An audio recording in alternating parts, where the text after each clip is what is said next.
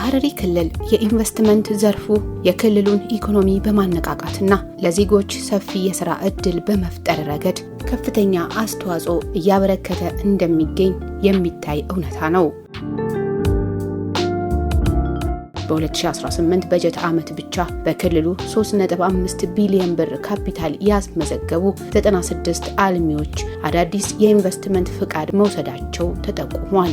እነዚህ አዳዲስ የኢንቨስትመንት ፍቃዶች በብዛት የተሰጡት በአምራች ኢንዱስትሪ፣ በግብርና፣ በአገልግሎት ዘርፍ ማለትም በሆቴልና ቱሪዝም፣ በጤና ኢንቨስትመንትና በሌሎች ቁልፍ የልማት መስኮች ላይ መሆኑንም ተብራርቷል። ኢንቨስትመንትን በሚመለከት ያው እንደ ክልል ትኩረት ከሚሰጠውና የክልላችን ደግሞ ለኢንቨስትመንት ምቹ ከመሆኑም ጋር ተያይዞ ያለው የሚፈጥረው ከፍተኛ የስራ ዕድል የካፒታል ኢኮኖሚ ውስጥ ኢንጀክት የሚያደርገው ሐረር ደግሞ የቱሪዝም ማዕከል እንዲሆን ከዛም አልፎ ደግሞ የቱሪዝም ማዕከል እንዲሆን በዛ ደረጃ ኢንቨስትመንት ትኩረት ተሰጥቶ ነው ኢንቨስትመንትን ከመሳብ አኳያ ሲሰራ የነበረው። በዚህም ባለፉት ዓመታት ከፍተኛ የሆነ መነቃቃት የተፈጠረበትና ከፍተኛ የሆነ ኢንቨስትመንት ፍሰት ወደ ክልላችን ምቹ ሁኔታ ተጠቅሞ የቱሪዝም ማዕከል የሜዲካል ሴንተር እንደመሆኑ መጠን ፍሰቱ በከፍተኛ ደረጃ መነቃቃት የፈጠረበት ሁኔታ ነው ያለው። እንግዲህ ከዚህ ጋር ተያይዞ ያለው ከአሰራር ጋር ተያይዞ የሚሻሻሉ ነገሮች አሉ። ባለፈው የኢንቨስትመንት ቦርድ በአጭር ጊዜ ነው የተቋቋመው። ይሄ ቦርድ አልነበረም በፊት። ቦርዱ ከተቋቋመ በኋላ ደግሞ ኢንቨስትመንት የሚያጋጥማቸው ማንኛውም አይነት ችግር እንዲፈታ ከማድረግ አኳያ ቦርዱ ከፍተኛ በክቡር ፕሬዝዳንቱ የሚመራ ቦርድ ተቋቋሟል። ቦርዱ ደግሞ በየጊዜው አፈጻጸሞችን እየገመገመ የሚያጋጥማቸውን ችግሮችን እየለየ እየፈታ የመጣበት ሁኔታ ነው ያለው። ስለዚህ ሁሉም ባለድርሻ አካላት የሚመለከታቸው እዚህ ላይ ርብርብ እንዲያደርጉ በቅንጅት ስራዎቹ እንዲሰራ ትልቅ ስራ የተሰራበት ሁኔታ ነው ያለው። ከዚህ ጋር ተያይዞ ያለው ደግሞ የኢንቨስትመንት ፍቃድ አዳዲስ ከመስጠት አኳያ ቁጥሩም እየጨመረ የመጣበት ሁኔታ ነው ያለው። ከሚያስመዘግቡትም ካፒታልም ስናይ እየጨመረ የመጣበት ሁኔታ ነው ባለፉት ተከታታይ ዓመታት ስናይ ማለት ነው። ስለዚህ በፍቃድ ደረጃ በዚህ በ2013 ጀምሮ እስካሁን ባለው ከ200 በላይ አዳዲስ የኢንቨስትመንት ፍቃዶችም ወስደው ወደ ስራ የገቡበት ሁኔታ ነው ያለው። በ2018 ብቻ ወደ 96 የሚሆኑ በተለያዩ ዘርፎች የኢንቨስትመንት ፍቃድ የወሰዱበት ሁኔታ ነው ያለው። ከዚህ ውስጥ ያው ካፒታላቸውን ስናይ ደግሞ 3.5 ቢሊዮን በላይ ካፒታል ያስመዘግቡ አዳዲስ ፍቃዶችን በ2018 ካፒታል ያስመዘግቡትን አዳዲስ ኢንቨስትመንት ፍቃድ ሰጥተናል። ባለፉት ተከታታይ ዓመታት ስናይ ደግሞ ከ24 ቢሊዮን ብር በላይ ካፒታል ያስመዘግቡ ኢንቨስትመንት ፍቃዶችን ቅድም ባነሳሁት ከ200 በላይ የሚሆኑ ኢንቨስትመንት ፍቃድ የተሰጠበት ሁኔታ ነው ያለው። ከስራ ዕድል ፈጠራ አኳያ ስናይ 2018 ብቻ ወደ 2336 የሚሆኑ ቋሚ የስራ ዕድል በኢንቨስትመንት ተፈጥረዋል። በአጠቃላይ ባለፉት ዓመታት ስናይ ደግሞ ከ20 ሺህ በላይ የሚሆኑ ቋሚ የስራ ዕድል ዜጎቻችንን እንዲፈጠር የተደረገበት ሁኔታ ነው ያለው ማለት ነው። ስለዚህ ኢንቨስትመንት ያው የዜጎችን ኑሮ ከማሻሻል ኢኮኖሚ ሲነቃቃ የስራ ዕድል ይፈጠራል። የስራ ዕድል ሲፈጠር ደግሞ የኢትዮጵያን ብልጽግና እንደ ክልላችን ደግሞ ብልጽግና እናረጋግጣለን ብለን ሐረር የቱሪዝም የሐረር የኢንቨስትመንት መዳረሻ እንዲሆን የምስራቅ ደግሞ ተምሳሌት እንድትሆን በኢንቨስትመንት ምቹ ሁኔታ የተፈጠረበት ሁኔታ ነው ያለው። ማበረታቻ ጋርም ተያይዞ ያለው በጣም ሰፊ የሆነ ማበረታቻ በ2018 ብቻ ወደ 4 የሚሆኑ ባለሀብቶች ማበረታቻ አግኝተዋል። ከቀረጥ ነፃ እቃ እንዲያመጡ ባለፉት ተከታታይ ዓመታት በዛው ልክ ወደ 18 በላይ የሚሆኑ ማበረታቻ ከቀረጥ ነፃ እንዲያመጡ አገልግሎት የፋርኒቸር የተለያዩ እንትን የሚያስፈልጋቸውን ማበረታቻ የተደረገላቸው አሉ። ፍቃድ ከወሰዱት ውስጥ አጠቃላይ ሲናይ ደግሞ በ2018 ፍቃድ ከወሰዱት ውስጥ ወደ 4 የሚሆኑት ኦልሬዲ ወደ ፕሮጀክት ትግበራ ገብተዋል። ባለፉት ተከታታይ ዓመታት ስናይ ደግሞ ወደ 32 በላይ የሚሆኑ ወደ አገልግሎትና ወደ ምርት የገቡበትና ሰርቪስ እየሰጡ ያለበት ሁኔታ ነው። ይሄ እንግዲህ በሆቴልም እና ቱሪዝም ላይ በጣም ብዙ ካፒታል ያስመዘግቡ ባለሀብቶች በተለይ ሞዴል የሆኑ እንደ ክልል እንደ ሀገር የሚታወቁ ሞዴል ባለሀብቶችን ወደ ክልላችን መጥተው ኃይሌ ገብረስላሴ ማንሳት ይቻላል። እነ ፍቃዱ በጣም ኮከብ ሆቴሎች ራስ ሆቴል በጣም አቅም ያላቸውና የክልሉን ቱሪዝም መዳረሻ ከማስፋት አኳያ በሆቴልና ቱሪዝም ላይ ሰፊ ስራ የሰራበት ሁኔታ ነው ያለው። በሜዲካልም እንደዚሁ ሜዲካል ቱሪዝም ላይ በጣም ብዙ በሆስፒታል ደረጃ የሚታወቁ ፍቃድ ተሰጥቷቸው ወደ አገልግሎት የገቡ እንትኖች አሉ ማለት ነው። ሀረር የሜዲካል ሴንተር እንዲሆን ከማድረግ አኳያ በሆቴል ዘርፍም በዛው ልክ የጤና መዳረሻ ተደርጎ ሰፊ ስራ ሲሰራ የነበረበት ሁኔታ ነው ያለው። ብቻ በአጠቃላይ በሌሎች ዘርፍ ደግሞ ወደ 1.68 ቢሊዮን የሚሆን ካፒታል ያስመዘገቡት ወደ ኢንቨስትመንት ዘርፍ እንዲገቡ የማድረግ ስራ የተሰራበት ሁኔታ ነው ያለው። በመጀመሪያ ደረጃ ያው እናንተንም አመሰግናችኋለሁ። የኢንቨስትመንት ቢሮ በጣም አመሰግናችኋለሁ። እጅግ በጣም ከዚህ ካሉት ሴክተሮች በአጠቃላይ ሀረሪ ክልል የኢንቨስትመንት ቢሮ እውነት ለመናገር ይሄ መሬት ስንቆፍር ጀምሮ ክትትል እያደረገ በግለሰብ ደረጃ ነው የሚመስለው። እንዳሁኑ የመንግስት ሴክተር አይመስልም። ሲያበረታታን ለፈጠርነው የስራ እድል አፕሪሺየት እያደረገን የጎደሉ ነገሮችን እኛ ቢሮአቸው ድረስ እንኳን አንሄድም። እውነት ለመናገር እነሱ ነው የሚመጡት እኛ ጋር ማለት ነው። እነሱ ነው የሚመጡት።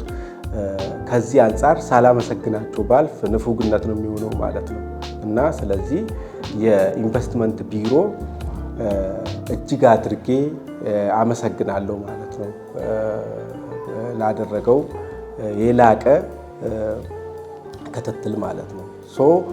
ከመነሻ ሀሳብ በምንጀምርበት ጊዜ የአንድ ሀገር አንድ ኢንቨስትመንት ሊስፋፋ የሚችለው በመጀመሪያ ክልሉ ሰላም ሲሆን ነው። ሁለተኛ ደግሞ አትራክቲቭ ሲሆን ነው ማለት ነው። የመንግስት ሴክተሮች መንግስት ራሱ የተመቻቸ እድል ካልከፈተ ኢንቨስትመንት አይኖርም ማለት ነው። የሀረሪ ኢንቨስትመንት መጨመር አንዱ እና ትልቁ ነገር የመንግስት እጁን ከፍቶ ለኢንቨስት ለሚያደርግ ሰው ያለምንም ቅድመ ሁኔታ ያለምንም ውጣ ውረድ ኢንቨስት እንድናደርግ ስለተመቻቸ ነው ማለት ነው። ስለዚህ ኢንቨስትመንቱ የጀመረው ከዚህ ነው ማለት ነው። አይደብል ኦይል ፋብሪካ የሚያገለግለው የዘይት ከጥሬ ከዘር አንስቶ እሱን ጨምቆ ወደ ማጣራት ያካተተ በኋላ ላይ እስከ እንትኑንም ቅቤ ማምረት ሌሎች ደግሞ ከተረፈ ምርቱ ላይ ደግሞ ሳሙና ሌሎች ነገርም አምርቶ ለማህበረሰቡ የሚያደርስ ትልቅ ካምፓኒ ነው። ይህ መጀመሪያ ካምፓኒው ስራ የጀመረበት ጊዜ የኮንስትራክሽን ስራ የጀመረው የዛሬ 3 ዓመት ነው። ከዛ በኋላ ደግሞ ማሽኖች ከውጭ ሀገር ገብቶ መተከል የጀመሩት ደግሞ ከ6 ወር በፊት ጀምሮ እስካሁን እየሰራንበት ያለው ነው። ወደፊት ደግሞ እስከ ጥቅምት ድረስ ላይ ሙሉ ጨርሶ ወደ ስራ ይገባል ብለን ተስፋ እናደርጋለን።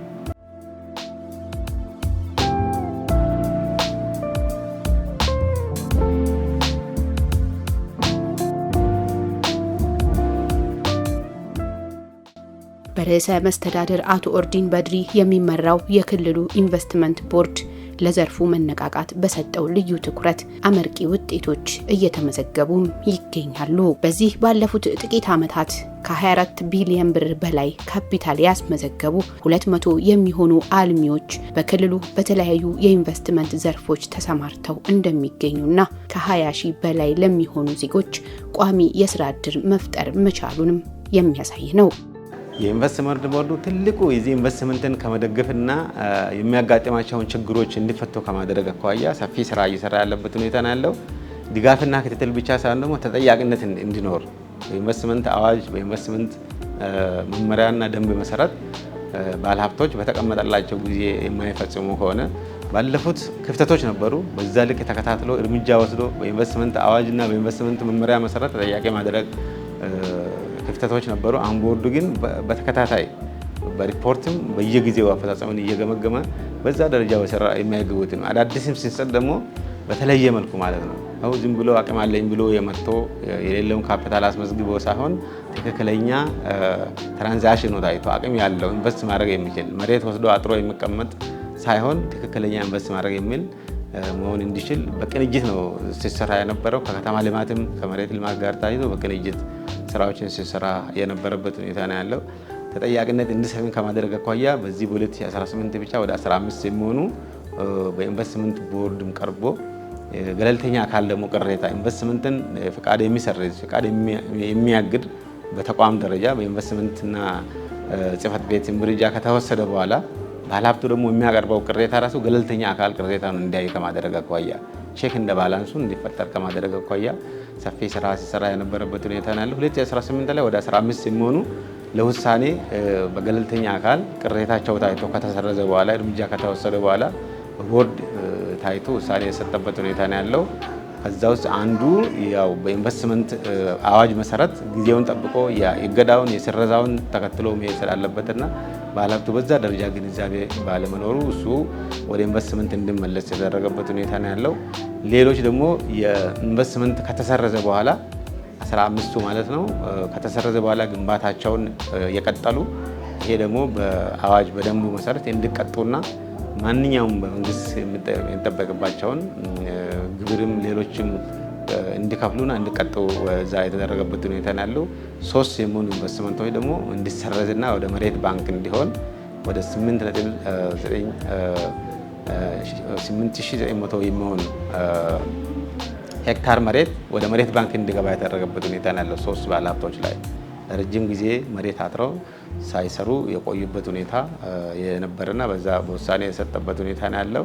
በተቋም ደረጃ ደግሞ ከፍተኛውን እርምጃዎች ተወስደዋል።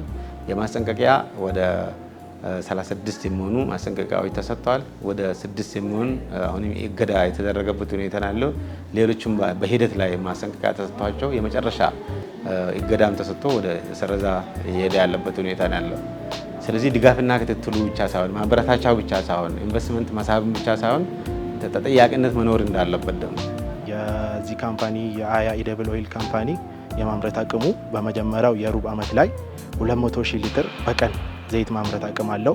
ከዛ እያለ ደግሞ ግማሽ ላይ ሲደርስ ከ300 እስከ 500,000 ሊትር የማምረት እቅድ ነው ያለን። ፉሊ ስራ ሲጀምር ከ1 ዓመት በኋላ ነው እቅዳችን። እሱ ደግሞ እስከ 500,000 ሊትር ድረስ በቀን የማምረት አቅም አለው።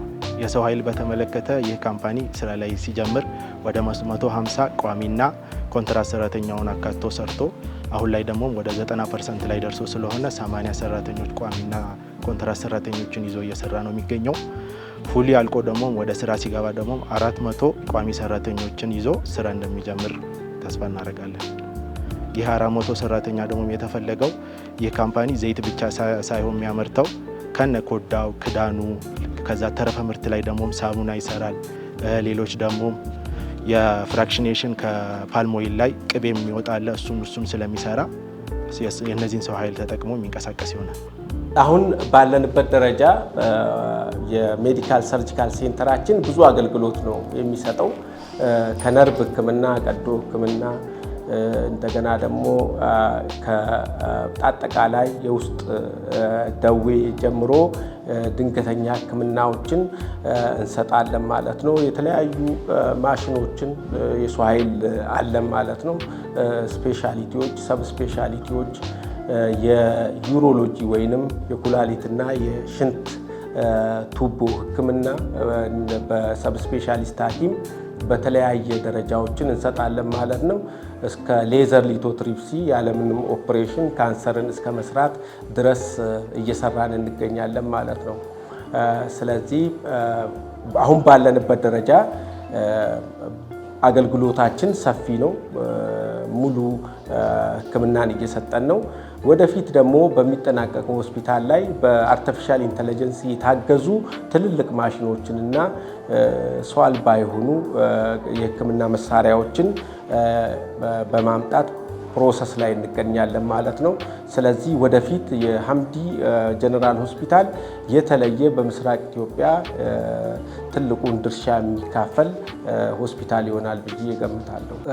አሁን የአንድ ኢንቨስትመንት የስራ ዕድል የሚጀመረው ከቀን ሰራተኛ እና ከኮንስትራክሽን ሰራተኞች ነው የሚጀምረው ማለት ነው።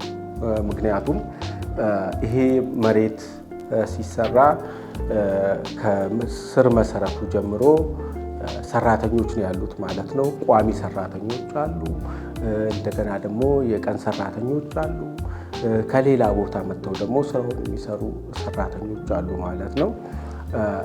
ብዙ የስራ እድል ነው ማለት እስከ 160 ሰው ነው በአንድ ጊዜ ይህንን የስራ እድል የፈጠረው ማለት ነው በኮንስትራክሽኑ ዘርፍ ማለት ነው። እና ስቲልም እየሰሩ ነው። አሁን ብትሄዱ ስራ ላይ ነው የምታገኙት ማለት ነው። ምክንያቱም ፓርሻሊ ኮምፕሊትድ ስለሆነ በዛ ነው ማለት ነው። ወደዚህ የተወሰነ ፓርቱን እየሰራንበት ያለው ትልቁ ፓርት እየተሰራ ነው ማለት ነው። አሁንም ብትሄዱ ሰራተኞችን ታገኛላችሁ ማለት ነው። ያ የስራ እድል ነው ማለት ነው።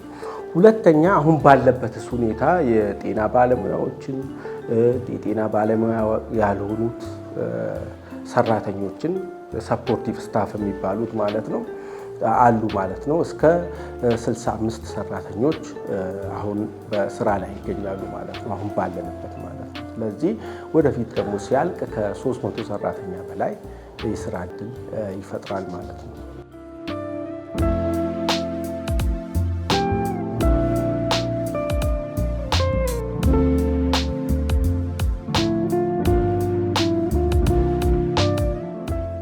በ2018 ያው ቅድም ያነሳሁት ነው በቅድ ደረጃ ወደ 88 የሚሆን አዳዲስና የማስፋፊያ ኢንቨስትመንት ፍቃድ እንሰጣለን ብለን ያቀርነው ወደ 96 የሚሆኑ ኢንቨስትመንት ፍቃዶች ተሰጥቷል።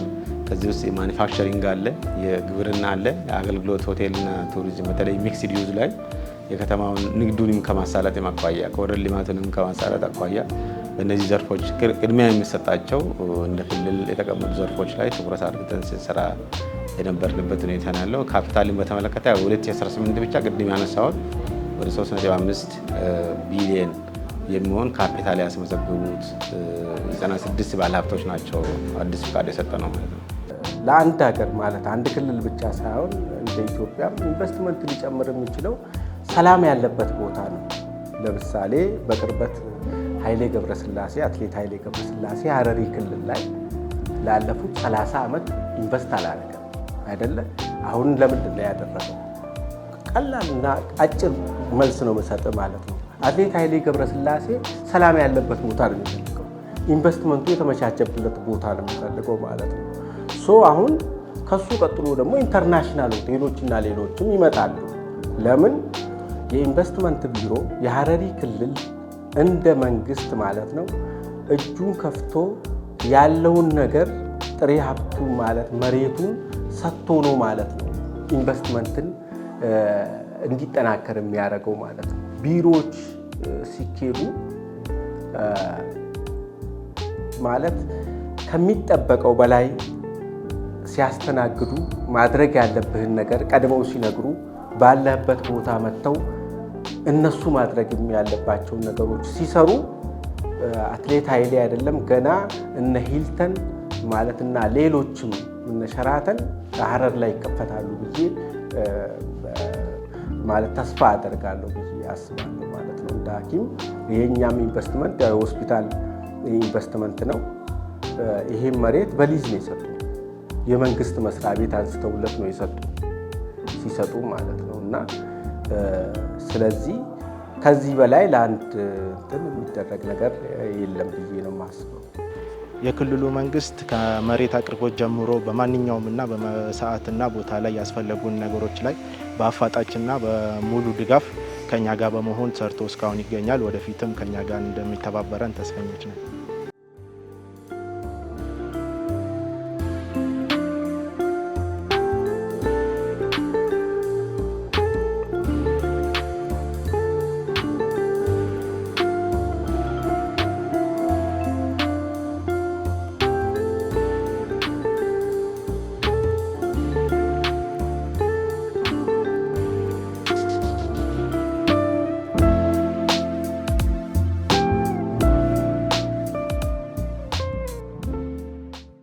ይህ የኢንቨስትመንት እንቅስቃሴ የክልሉን ገቢ በማሳደግና ኢኮኖሚውን በማነቃቃት ረገድ የጎላ ሚና እየተጫወተ ይገኛል። በዚህም በበጀት ዓመቱ ብቻ በዘርፉ ለ2336 ዜጎች አዳዲስ የሥራ ዕድሎች መፈጠራቸውም ተገልጿል። ስሜ እስከዳር ገዛኸኝ ይባላል። ያው እዚህ ድርጅት ላይ የምሰራው በኤሌክትሪካል ኢንጂነሪንግ ነው። ኤሌክትሪካሉን እየሰራ ነው ሙሉ ዲፓርትመንቱ እኛ ነን። እና እዚህ ድርጅት ላይ ስመጣ ብዙ ነገሮችን አይቻለሁ። ከመጀመሪያው ጀምሮ ያው ከግንባታ ጀምሮ 3 ዓመት የፈጀ ድርጅት ነበር። ይህን ፕሮጀክት ደግሞ ከተከላው ጀምሮ ደግሞ የጀመረው ደግሞ ስንት ወር ነው? በዚህ 6 ወር ውስጥ ነው ይህን ድርጅት ያቆምኩት። ግን ይህ ድርጅት ላይ ስገባ ግን የተሻለ ነገር፣ የተሻለ እውቀት፣ የተሻለ ገቢ፣ የተሻለ ብዙ አማራጮችን እድለኛ ሆኜ የተጠቀምኩበት። አንደኛ ቤተሰቤንም ከራሴም ከእውቀትም አንጻር ብዙ ድሎችን አግኝቼበታለሁ። ብዙ ያላየኋቸውን የማላውቃቸው ነገሮችን ተምሬበታለሁ እና የተሻለ ነገር ደግሞ እየሰራን ያለው ድርጅቱም ደግሞ በጣም ጥሩ ነው። አንደኛ ለከተማችንም ለማህበረሰባችንም በአካባቢያችን ላይ ብዙ ጠቀሜታዎችን አድርጓል። ሌላው ምንድነው ብዙ የዛ ስራ ጥለው የነበሩ ሰዎችን እዚህ መጥተው ብዙ ጠቃሚ ሆኗል፣ እኔም ጨምሮ ማለት ነው። እና የተሻለ ነገሮችን አግኝተናል።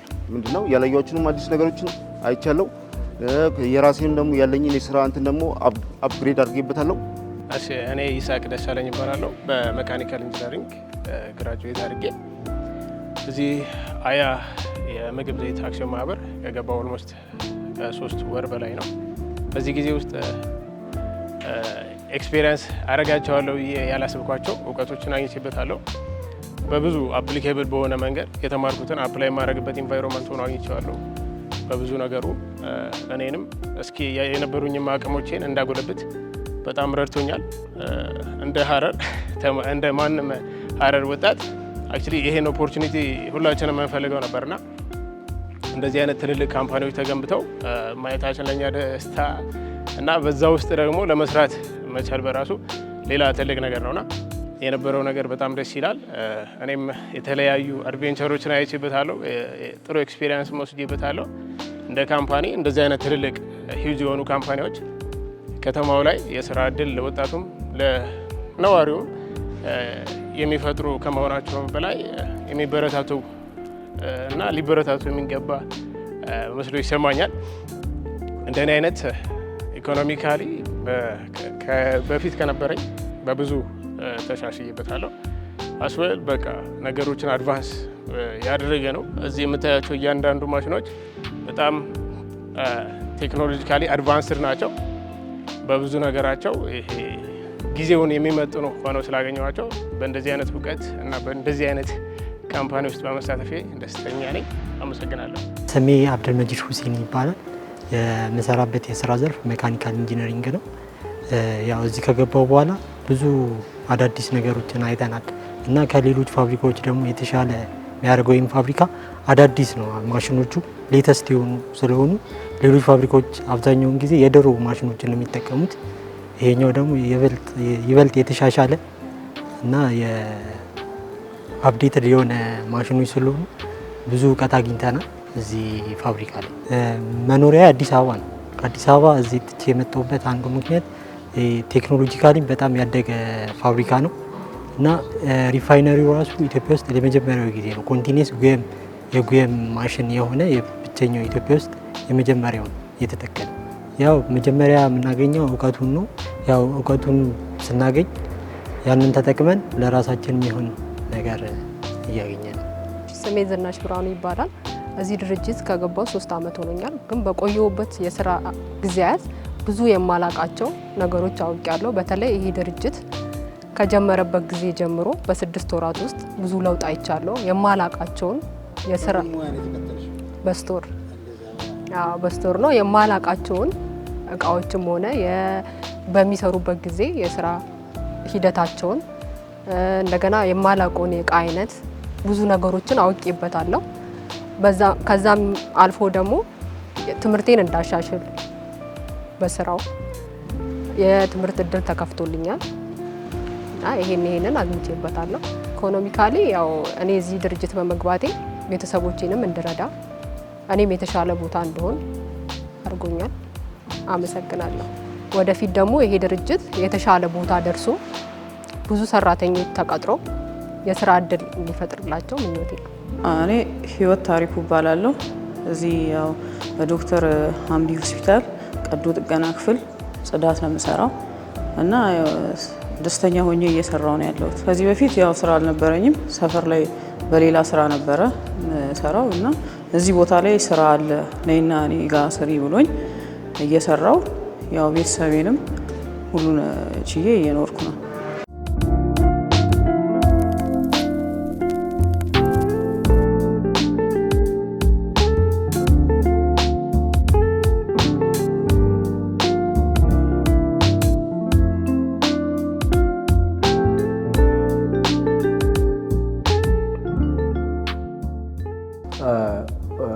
በእውነቱ የዚህ ክልል ከፍተኛ ማለት ፕሬዝዳንት የሐረሪ ክልል ፕሬዝዳንት ክቡር አቶ ኦርዲን በድሪ ይሄንን ሳይት በተደጋጋሚ ቪዚት ያደርጉልናል። ሲያደርጉ አንደኛ ሞራል ነው የሚሆነን ማለት ነው። ለካ የምንሰራው ነገር ይታይልናል የሚል ማለት ነው። ወኔ ይሆነናል ማለት ነው። አንድ ትልቅ የክልሉ ፕሬዝዳንትና ካቢኔዎቹ መጥተው ምን ላይ ነው ያላችሁት? እንዴት ነው ፕሮግረሳችሁ? ምን ላይ ደረሳችሁ? ምን እንርዳችሁ? ምን እናድርግላችሁ ሲሉ ከዚህ በላይ የሚያስደስት ነገር የለም። ከዚህ በላይ ለሰራተኞችም ሆነ ለኔ ወኔ ነው ማለት ነው። እንዴት አድርጌ በአጭር ጊዜ ይህንን ነገር እጨርሳለሁ የሚል ማለት ነው። እውነት የምነግራችሁ ነገር ይህንን ተቋም ስንገነባ ሌት ተቀን ነበረ።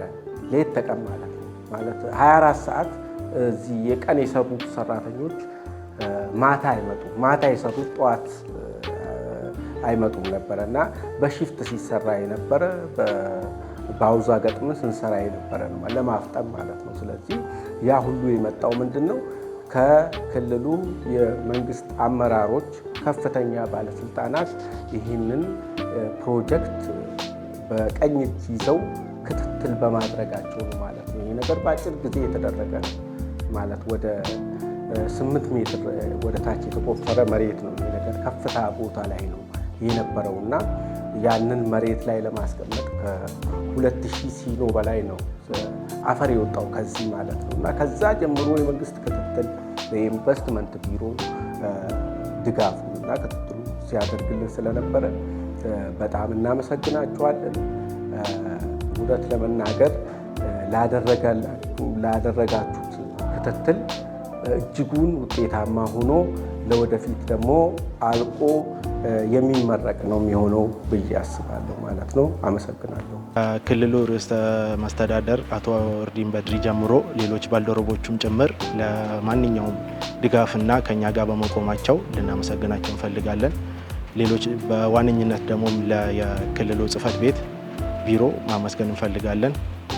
ሌላ ደግሞ የገቢዎችና የኢንቨስትመንት ቢሮም በልዩ ምስጋና ልናቀርብ እንፈልጋለን።